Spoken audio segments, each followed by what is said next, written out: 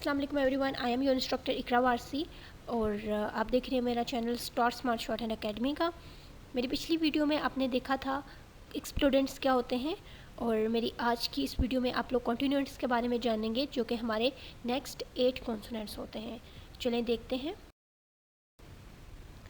Types of consonants को revise कर लेते हैं। पहले 8 एक्सप्लोडेंट्स, अगले 8 कॉन्टिन्यूएंट्स जिनको आज हम पढ़ने जा रहे हैं, अगले 3 nasals, then 2 liquids, then 2 coalescent and the last one is aspirate. हमारे पास ये 8 बनते हैं, nasals, liquids, coalescent and aspirate. 3 + 2 + 2 + 1 = 8। So हमारे पास कितने कॉन्सोनेंट हो गए? 24। 8 + 8 + 8। आज हम कॉन्सोनेंट्स की दूसरी टाइप के बारे में, कॉन्टिन्यूएंट्स के बारे में पढ़ेंगे जो कि हमारे हरूफ तहज्जी के दूसरे 8 कॉन्सोनेंट्स हैं। कौन कौन से हैं? एफ वी, इथ बी, एस जी, इश जी। चलिए देखते हैं कि इनके स्ट्रोक्स को हम लोग कैसे बनाएंगे। कॉन्टिन्यूएंट्स, कॉन्टिन्यूएंट्स का मतलब होता है कंटिन्यूस, ठीक है, जारी, मुसलसल या एक तसलसल जिसको कहते हैं, उसका कंटिन्यूस होते हैं। और हमने शॉर्ट हैंड की जो कॉन्सोनेंट्स हैं उनको कॉन्टिन्यूएंट्स का नाम क्यों दिया? क्योंकि हमारे पास शॉर्ट हैंड में कुछ ऐसे कॉन्टिन्यूएंट्स हैं जिनको जब हम लोग प्रोनाउंस करते हैं तो हमारी जो ब्रेथ है वो एक कंटिन्यूस स्ट्रीम के साथ बाहर आ रही होती है और जो हमारे बैरियर्स हैं मुँह के वो पार्शली क्लोज हो रहे होते हैं। कॉन्टिन्यूएंट्स कौन से हमारे पास? एफ, वी, इथ, दी। अब देख रहे हैं कि एक कंटिन्यूस स्ट्रीम के साथ हमारी जो ब्रेथ है वो बाहर की तरफ आ रही है। दैट्स वाई हमने इन तमाम कॉन्सोनेंट्स को कॉन्टिन्यूएंट्स का नाम दिया है। In pronouncing them, the outgoing breath is allowed to escape in a continuous stream through partially closed barriers. These continuers are represented by a quarter circle called shallow curves drawn from the same two circle. देखें, ये जो मेरे 2 circle हैं, एक circle में plus का है और दूसरे सर्कल में मल्टीप्लाई का निशान है। जितनी भी हम लोग स्ट्रोक ड्रा करेंगे तमाम कॉन्सोनेंट्स की, वो सारी के सारी इन्हीं 2 सर्कल से ही ओरिजिनेट की गई हैं। हमारे पास कौन कौन से कॉन्टिन्यूएंट्स हैं? एफ, वी, इथ, दी, एस, जी, इश, जी। ठीक है, यहाँ पे रेड कलर की जो हॉरिजॉन्टल लाइन है इसमें हमारे अल्फ़ाबेट्स दिए गए हैं। नीचे स्काई ब्लू कलर की लाइन में हमारे पास शॉर्ट हैंड के स्ट्रोक्स दी गई हैं।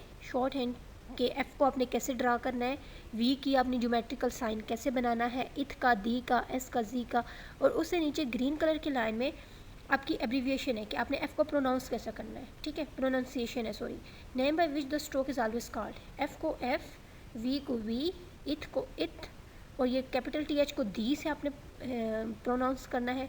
सेम एस एच को इश और जी एच को जी से।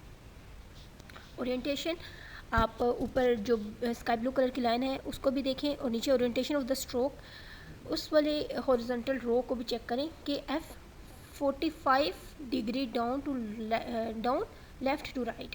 अगर आप एफ़ को देखें उसकी डायरेक्शन कैसे है, 45 डिग्री से वो डाउन की तरफ आ रहा है, डाउनवर्ड आ रहा है from left to right. Same v भी ऐसा ही है बट वी थोड़ा सा डार्क है।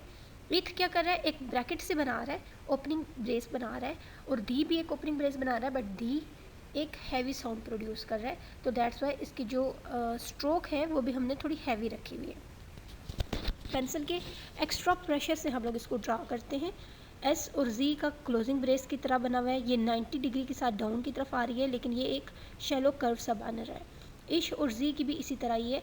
अगर आप ऊपर के 2 सर्कल्स में देखें, जो प्लस वाले साइन का सर्कल है इसके सर्कल के नीचे वाले पार्ट की तरफ देखें, जो नीचे का सर्कल है उसमें एफ़ और वी जहाँ लिखा हुआ है, आपको समझ आ गया होगा कि एफ़ और वी वहाँ से सर्कल से ड्रा किया गया है और इश और जी राइट साइड से ड्रा किया गया है। ठीक है, जो सर्कल जिसमें प्लस बना हुआ है उसमें F and V left side पे देखें और इश एंड जी राइट साइड पे देखें, आपको पता चल जाएगा कि एफ़ और वी के स्ट्रोक्स यहाँ से ओरिजिनेट की गई हैं, यहाँ से निकाली गई हैं।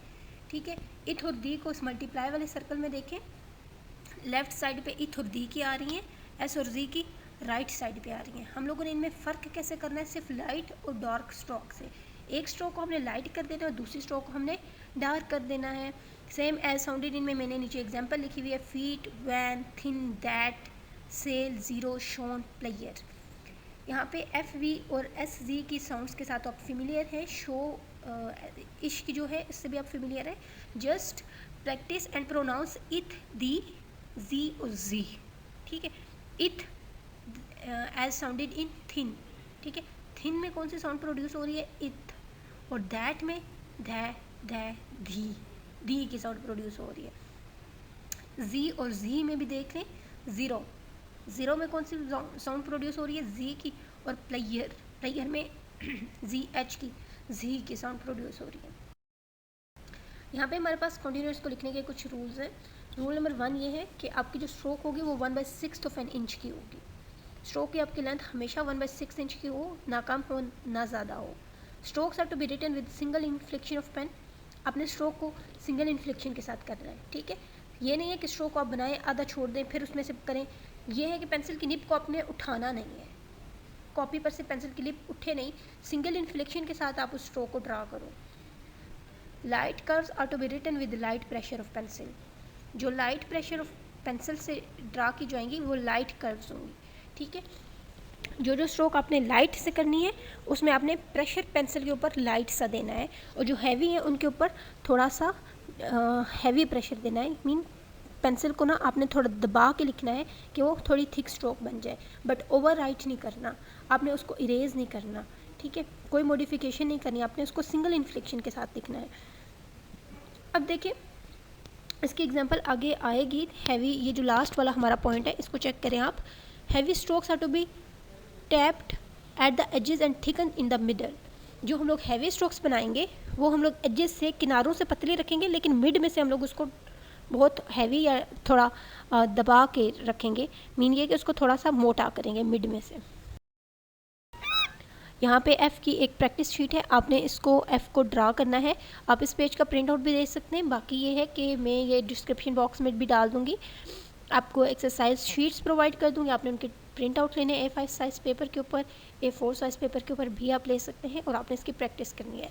Practice it as much as you can, ठीक है। अब F को आप देखिए, यहाँ पे हम लाइट प्रेशर से पेंसिल की लाइट प्रेशर से हम लोग इसको ड्रा कर रहे हैं। V को चेक कर, V में देखिए जैसे हमने अपने लास्ट पॉइंट में पढ़ा था कि इसकी जो एजेस हैं वो लाइट हैं, बट जो मिडल है इसका वो ही डार्क है, ठीक है। तो ये आपने F और V को देखना है कि एजेस बेशक पतले हों बट मिड से वो डार्क हो, so that we can distinguish between F and V stroke. यहाँ पे F V, इथ दी, S Z, इश और जी की स्ट्रोक्स हैं। आपने इनकी प्रैक्टिस करनी है और साथ साथ में इनको प्रोनाउंस भी करते जाना है। लाइक आप एफ़ की स्ट्रोक बनाओ तो एफ़ को साथ प्रोनाउंस भी करो। सेम लाइक वी, इथ दी, एस जी, इश और जी की स्ट्रोक में आपने इसकी प्रैक्टिस करनी है। इतनी प्रैक्टिस करनी है कि आपके माइंड में या आपके कानों में आवाज़ आए ही इश या जी की, तो आपके हाथ उसके स्ट्रोक को बना डालें, ठीक है।